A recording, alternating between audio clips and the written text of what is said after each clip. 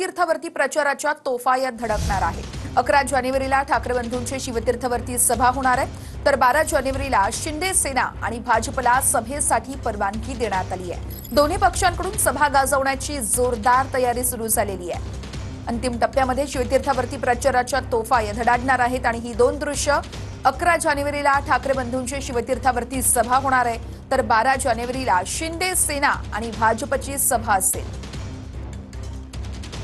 आणि या संदर्भात शिवाजी पार्कवरून आमच्या प्रतिनिधींनी अधिक माहिती घेतलेली आहे। सभेसंदर्भात कशी जय्यत तयारी सुरू आहे ते सांगितलेलं आहे, आपण थेट पाहूया।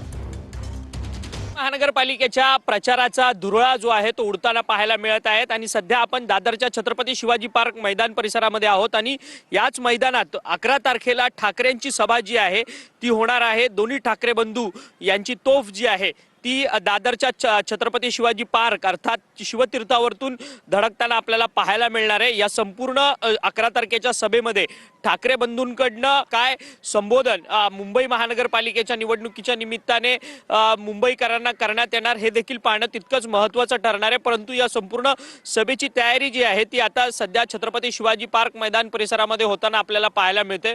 भव्य दिव्य अशा स्टेजची उभारणी जी आहे ती सध्या शिवतीर्थावरती होताना पाहायला मिळत आहे। व्हिडिओ जर्नलिस्ट प्रेम मात्रेसह अक्षय मंकणी, TV9 मराठी।